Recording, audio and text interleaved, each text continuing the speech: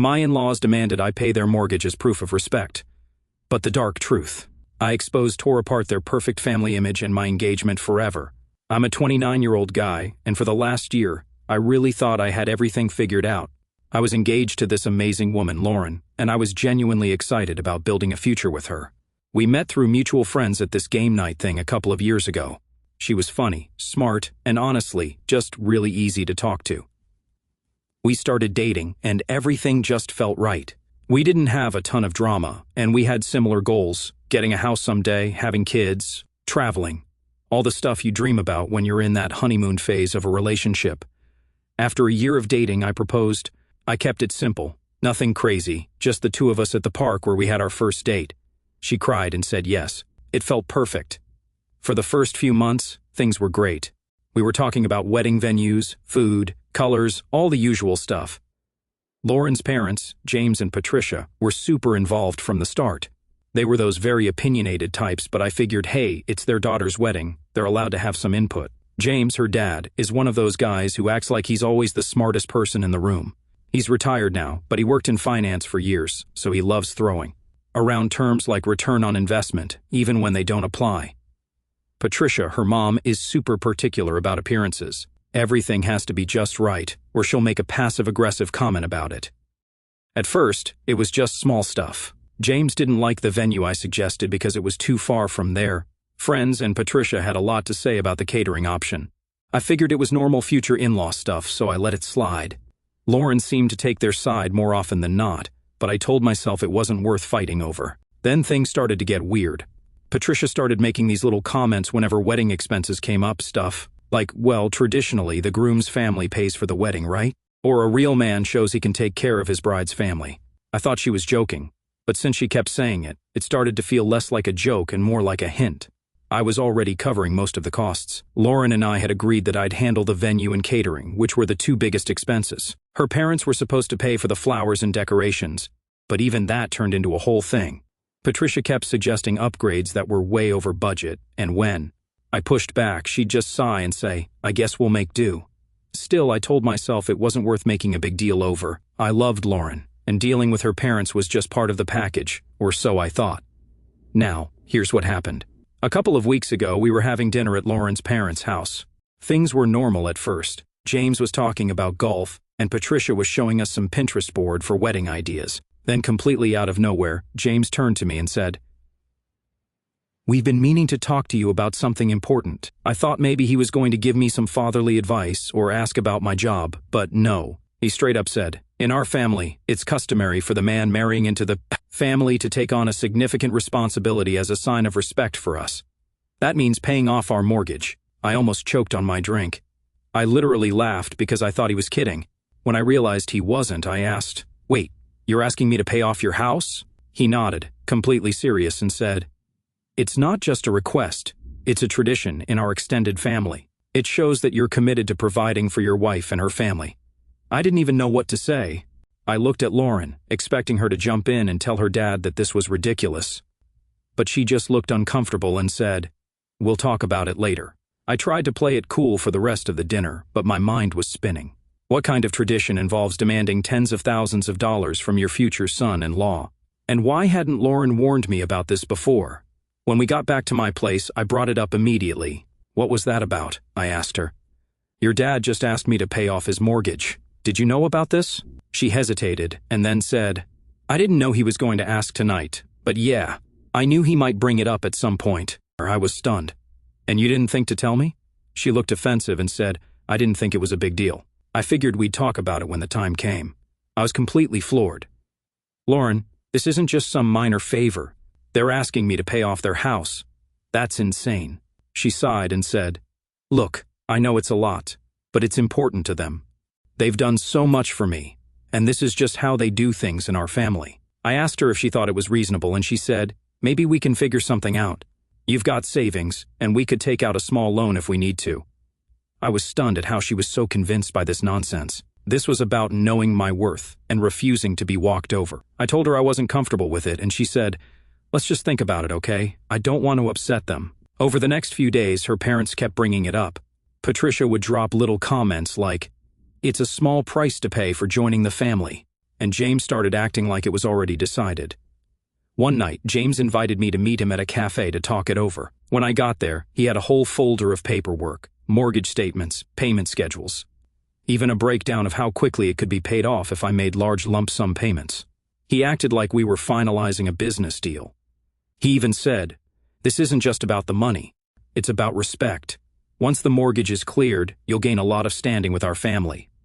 I couldn't believe his boldness. I told him I needed time to think about it, but in my head I was already done. There was no way I was going to do this. That night, I started questioning everything. If this was how they were acting now, what would the future look like? How many more family traditions would they spring on me? And why wasn't Lauren standing up for me? I don't have the answers yet, but I know one thing. This isn't normal. Am I the only one who thinks this?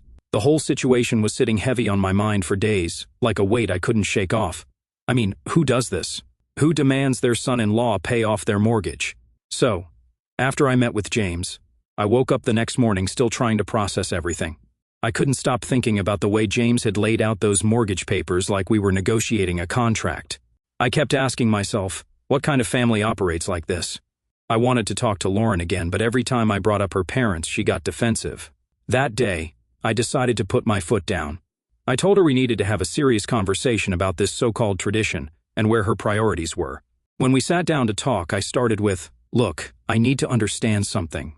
Do you really think it's okay for your parents to expect me to pay off their mortgage?" Lauren didn't answer right away. She looked uncomfortable, like she didn't want to pick a side. After what felt like forever, she finally said, "It's not about the money, it's about respect. In their eyes, this shows you're serious about becoming part of the family." I stared at her, trying to stay calm. "Lauren, I am serious about you. That's why I proposed. But paying off someone else's house? That's not love or respect. That's something else entirely." She sighed and said, "I get it. Okay, I get why you're upset, but you have to understand they're old-fashioned. My dad believes the man marrying into the family should take on a big responsibility to prove he's ready." That explanation didn't sit right with me. It wasn't just old-fashioned, it felt manipulative. And the more I thought about it, the more it felt like they were using Lauren to get to me. Things only got worse from there. Over the next week, Patricia started dropping even more pointed comments whenever we were around her. She'd find a way to bring up how much they'd sacrificed for Lauren growing up. One day, she went on this long rant about how they'd put Lauren through private school and helped her buy her first car. She finished with, "We've always done everything for her, and now it's time for her future husband to step up." I wanted to scream. They were acting like paying off their house was some rite of passage, like I wasn't worthy of marrying Lauren unless I handed over my life savings. James, meanwhile, doubled down on his strategy. He started texting me links to articles about family traditions in different cultures, and even sent me a list of wealth-building tips for young couples. The nerve of this guy, like I didn't already know how to manage my money. When I told Lauren about it, she brushed it off. "That's just how my dad is," she said. "He likes to make things a big deal." It wasn't just the mortgage that was eating at me. It was the way they were treating me, like I was some cash machine they could manipulate. Every time I tried to stand my ground, they acted like I was being selfish. One evening, Patricia actually said, "It's not like we're asking you to do something outrageous. It's a house. It's an investment for the family's future." The family's future? Whose future were we even talking about? Certainly not mine. Lauren and I hadn't even started saving for our own house yet, and they wanted me to sink tens of thousands into theirs. Even if I already had a house, I would still use this money for our honeymoon, not on her parents' mortgage. I started wondering how long they'd been planning this. Was this something they'd talked about before I even proposed? Did Lauren know all along and just not tell me? Then came the dinner that nearly broke me. James and Patricia invited us over, saying they wanted to clear the air. I hoped naively that they were going to apologize, or at least back off a little. Instead, James launched into this long speech about how their family had a tradition of supporting each other and how this was my chance to show I was ready to be part of something bigger than myself. He even tried to guilt-trip me by bringing up Lauren's grandparents. When my father-in-law got married, he helped his wife's parents buy their first home, James said. "It's just how we've always done things." I couldn't hold back anymore.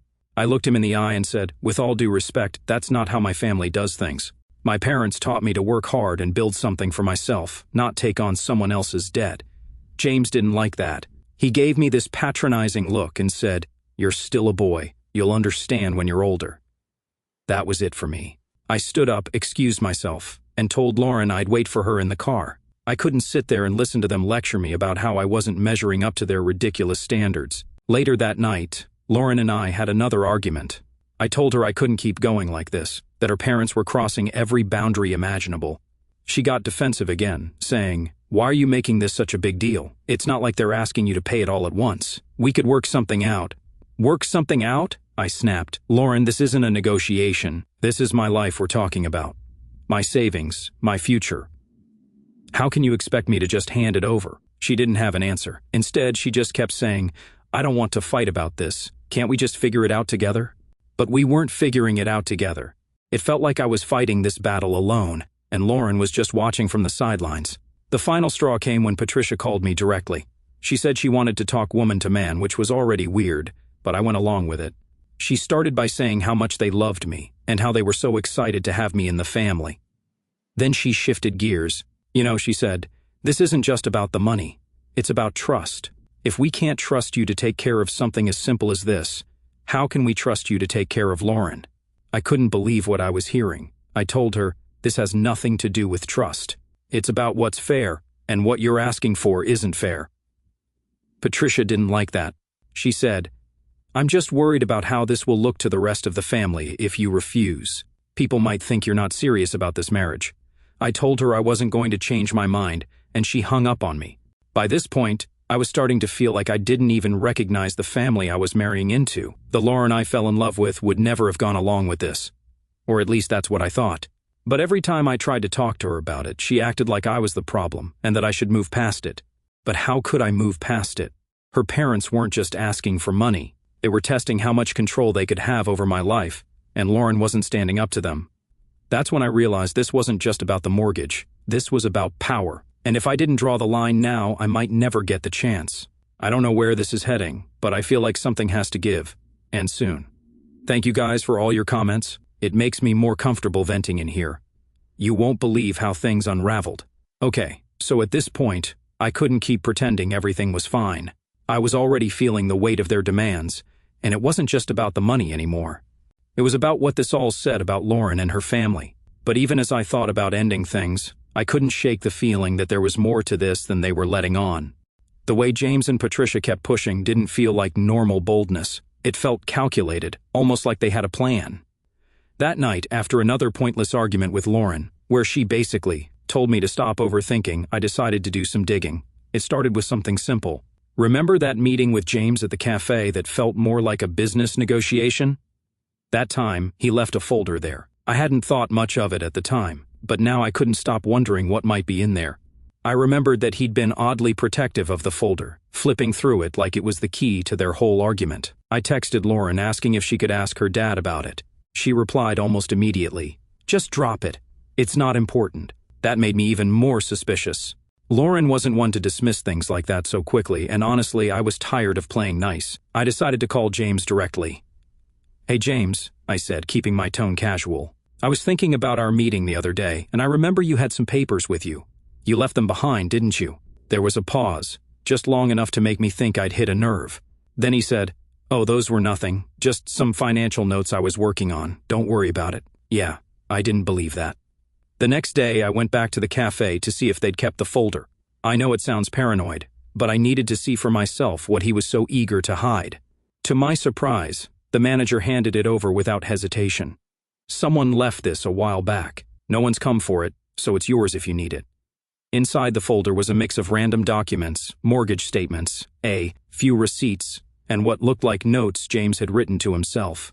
At first glance, it was exactly what he'd said, just financial stuff. But then I noticed something odd.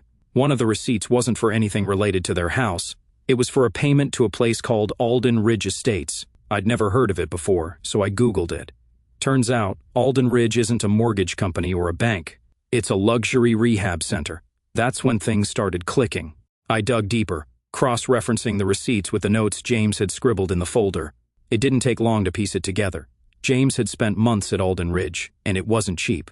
The rehab center catered to high-profile clients, offering discreet treatment for things like gambling addiction. Turns out, the mortgage wasn't the issue at all. They were trying to cover the cost of James's rehab. Suddenly, everything made sense. The urgency, the constant pressure, the way Patricia kept talking about sacrifices they'd made. It was all a cover for the mess James had created. I couldn't believe they were trying to pass this off as a family tradition. They weren't just being entitled, they were outright lying. That night, I confronted Lauren. "Do you know what Alden Ridge Estates is?" I asked her, holding up the receipt. Her face went pale. "Where did you get that?" "It doesn't matter," I said. "What matters is that your parents have been lying to me. They don't want me to pay off their mortgage. They want me to cover James's rehab. Did you know about this?" Lauren didn't answer right away. She just stared at the receipt like it was going to disappear if she looked hard enough. Finally, she said, "I didn't think you'd find out like this." So she did know. I felt a mix of anger and betrayal bubbling up inside me. "How long have you known?" She sighed and sat down on the couch. "My dad went to rehab last year. He had a problem with gambling. It got bad, and my mom made him go, but the bills were more than expected. And now they're trying to figure out how to pay it off. And they thought the best solution was to con their future son-in-law into covering it." "It's not like that," she said quickly. "They didn't mean to lie. They just didn't know how to ask for help." "Help?" I repeated, almost laughing. "Lauren, they've been working the guilt card on me for weeks. They've called me disrespectful, questioned whether I'm serious about this marriage, and even tried to frame it as some kind of tradition. That's not asking for help. That's straight-up manipulation." The more we talked, the more frustrated I became. Lauren kept defending them, saying things like, "They're just under a lot of stress, and they didn't mean any harm." But harm or not, the fact remained, they had lied to me. I asked her why she didn't tell me the truth sooner, and her answer made my blood boil. "I didn't think it mattered," she said. "I figured you'd say no anyway, so why bring it up?" It didn't matter. This wasn't a small misunderstanding. This was a calculated effort to deceive me into taking on tens of thousands of dollars of debt to clean up after James. I couldn't get past the thought that they hadn't just lied to me. They tried to control me. They wanted me to feel obligated to them, like I owed them something just for being part of their family. And Lauren, instead of standing by me, had been complicit in the whole thing. The day after I found out their mess, I knew I couldn't ignore this any longer. I needed to make a decision about what kind of future I wanted and whether Lauren and her family had any place in it. The next day, I called my dad to tell him what was going on. He listened quietly as I explained everything, and when I finished, he let out a long sigh. "Son," he said, "this isn't just a red flag. This is a giant billboard telling you to run. They're not just trying to take advantage of you, they're trying to control you. And if you give in now, it's only going to get worse." He was right. Deep down, I already knew that. But hearing it from someone else made it real. I told him I wasn't sure what to do next, and he said, "Just be honest with yourself. If this is how they act before you're even married, imagine what the rest of your life will look like." That hit hard, and he was right.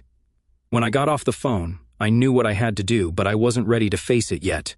I needed to figure out how to approach Lauren and her parents without letting my emotions take over. For now, one thing is clear: I can't let this go. This isn't just about the money anymore, it's about trust. And once trust is broken, it's almost impossible to get it back. After sitting with everything for a day, I knew I couldn't delay any longer. If I didn't confront them now, I'd be sending a message that I was okay with how they treated me, and I wasn't, not even close. I called Lauren that evening and told her we needed to have a serious talk, not just the two of us, but with her parents too. She sounded hesitant, almost annoyed, but she agreed. "Fine," she said, "but can we at least try to keep it calm? I don't want this to turn into a fight." That made me laugh bitterly. "Lauren, your parents have been lying to me for weeks. I think I'm allowed to be upset." The next night, I showed up at James and Patricia's house. Lauren was already there, and she looked nervous, like she was bracing herself for what was about to happen. James greeted me at the door with his usual fake smile, and Patricia gave me one of her overly sweet, condescending, "nice to see you" comments. I didn't waste any time. Once we were all sitting in the living room, I said, "We need to talk about this mortgage or whatever you want to call it." James gave me a confused look, but I could tell it was just for show. "What's there to talk about?" he asked, leaning back like he had nothing to hide. I pulled out the receipt from Alden Ridge Estates and set it on the coffee table. "How about the fact that this has nothing to do with a mortgage? You've been lying to me, and I want to know why." Patricia's face went pale, and for the first time since I met James, he looked genuinely caught off guard. He leaned forward, squinting at the paper, and then glanced at Lauren. "You told him?" Lauren shook her head quickly. "No, he found it on his own." I couldn't believe what I was hearing. So you knew she wasn't going to tell me, and you were okay with that? Do you even realize how insane this is? James cleared his throat, trying to regain control of the situation. Look, he said, I don't know what you think you figured out, but this doesn't concern you. I laughed. It doesn't concern me? You've spent weeks trying to guilt me into paying off tens of thousands of dollars in rehab debt, and you think it doesn't concern me? Patricia tried to jump in. It's not what you think, she said quickly. We were going to tell you eventually. We just didn't want you to get the wrong idea. The wrong idea? I repeated. The only idea I have is that you're willing to manipulate and lie to me to cover up your mess, and you were going to let me start my marriage under false pretenses. Do you realize how messed up that is? James's fake calm started to crack. You don't understand what we've been through, he said and started yelling. Do you think I wanted to go to that place? Do you think it was easy for us to deal with this? I did it for my family, and now you're trying to make me pay for it. I shot back. You didn't even give me the choice. You just decided I was going to foot the bill and pretended it was some family tradition. How do you justify that? James didn't answer. But Patricia wasn't done. We've given Lauren everything, she said, her voice trembling like she was about to cry. Private school, a car, a college education. Do you know how much we've sacrificed for her? And now all we're asking is for a little help in return. Help? I snapped. You didn't ask for help, you demanded it. And you tried to guilt me into thinking it was my responsibility. That's not asking for help. That's manipulation. Lauren finally spoke up. Can we all just calm down for a second? This isn't helping anything. I turned to her, feeling a mix of frustration and disbelief. Lauren, why the hell are you still defending them? They've lied to both of us. How can you be okay with this?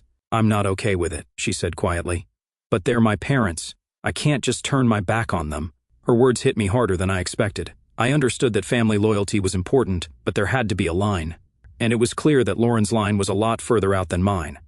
James, meanwhile, wasn't done trying to justify himself. You're acting like we're some kind of villains, he said, his voice full of self-righteousness. But we're just trying to do what's best for our family, and if you're serious about being part of this family, you should be willing to step up. I was baffled by the audacity. Yeah, pay for him, and then what? I get the prize of being the groom of the year? I looked at him. You don't get to decide what's best for me, I said. And if this is what being part of your family looks like, I want no part of it. Patricia gasped, like I'd slapped her, and James's face turned red with anger. Maybe you're not as committed to Lauren as we thought, he said. That comment was the last straw. I stood up and looked at Lauren and said, I wanted to build a life with you, but you already broke the respect I held for you, and I can't marry into a family that treats me like a bank account and doesn't even respect me enough to be honest. Lauren looked like she was about to cry, but she didn't say anything. James started to say something, but I held up my hand to stop him. You've said enough, I told him. This conversation is over. I walked out of the house feeling a mix of anger, sadness, and relief. I didn't know what was going to happen next, but I knew one thing for sure. I couldn't keep letting them control me. When I got home, I sent Lauren a text. I need some time to think. Please don't call me for now. She didn't reply. Then, as if things weren't bad enough, I got a call from one of my CO workers. He told me that James had called him, asking questions about my finances, and implying that I wasn't responsible enough to handle a family. That was it. The line had been crossed. I called Lauren and told her we needed to meet. But this time, I wasn't looking for a conversation. It was closure. I'd given her parents far more chances than they deserved, and Lauren had done nothing to stand by me. She broke my trust, and there was no coming back from that. When we met up, I didn't sugarcoat it. We're done, I said, cutting straight to the point. She started defending her parents again, but I cut her off. Forget them for a second. This is about us, and right now it feels like I'm standing alone while you're backing them up. I can't build a life like that. She looked stunned, her voice trembling as she said, I never wanted it to be like this. Well, this is where we are, I replied, standing up. And one more thing. Tell your parents to leave me alone. No more calls, no more voicemails, no more rumors. I'm done with this circus, and I'm done with you. Her eyes filled with tears, but she nodded quietly. I'm sorry, she whispered. I glanced at her and walked away without looking back. And that wasn't just the end of our relationship. It was me finally taking back my peace, but I knew her parents wouldn't stay quiet. And honestly, I wish it ended on a quieter note, so I walked away from Lauren that night. Feeling like I'd made the hardest decision of my life, but also the right one. What I didn't realize was that her family wasn't about to let me go quietly. The next day, I started getting texts from unknown numbers. The first one was short and vague. "You'll regret this." I didn't think much of it, figuring it was some spam message. But then another one came, and this one was more direct. "You don't just walk away from family obligations." It didn't take a genius to figure out who was behind it. I ignored the texts at first, but they kept coming. James and Patricia were relentless, and they weren't even trying to hide it. One message said, "You're making a mistake you'll regret for the rest of your life." Another one accused me of being selfish. "You clearly don't know the meaning of family if you can't handle this responsibility." I blocked the numbers, but that wasn't enough to stop them. Patricia started leaving voicemails instead, hinting that they were considering taking legal action against me for wasting their time and money. It was like they were trying to wear me down, hoping I'd cave just to make it all stop. So I called my lawyer that same day to ask if there was anything I could do to make it stop. The lawyer told me to keep a record of everything: texts, voicemails, emails, anything that could be used as evidence if things got worse. He also suggested sending a formal cease and desist letter, which I did. For a few days, things were quiet. I thought maybe they'd finally gotten the message and decided to back off. But then Patricia took things to a whole new level. She started posting about me on social media. Some vague stuff like, "Some people just don't know how to honor commitments." But it quickly turned into full-on attacks. She wrote a long post accusing me of leading Lauren on, wasting their family's time and money, and refusing to do the right thing. The comments on the post were a mix of sympathy for her and confusion from people who knew me. A few mutual friends reached out, asking what was going on, and I had to explain the whole mess. One friend said, "Man, she's making you sound like the worst person on the planet. But anyone who knows you knows this is total BS." That helped a little, but the damage was already done. Patricia's post had been shared dozens of times, and it felt like the whole world was suddenly weighing in on my private life. Meanwhile, Lauren stayed quiet. I thought maybe she was finally starting to see how toxic her parents were. By this point, I was completely drained. The constant harassment, the social media attacks, the guilt trips. It was like they were trying to break me down piece by piece. But instead of making me reconsider, it only solidified my decision. I realized I didn't just step away from trouble. I escaped a sinking ship. If this was how they acted when I said no to one demand, how would they have treated me over the course of a lifetime? The fallout was messy, but eventually it started to fade. The social media posts stopped, the texts and voicemails slowed down, and I started to feel like I could breathe again. Lauren and I haven't spoken since that last meeting, and honestly, I don't care to. She made her choices, and I made mine. I'm not wasting another second on someone who couldn't stand by me when it mattered. If she wants to sit with her parents and justify their nonsense, that's her problem, not mine. Life moves on, and so do I. James and Patricia taught me that lesson the hard way. Looking back, I wish I'd seen the red flags sooner, but I don't regret standing my ground. If there's one thing I've learned from all this, it's that setting boundaries isn't just important, it's necessary. And as much as walking away created damage, I know I made the right choice. Because in the end, no relationship is worth sacrificing your self-respect. I'll never forget the lesson I learned from Lauren and her parents. But I won't let them define me either.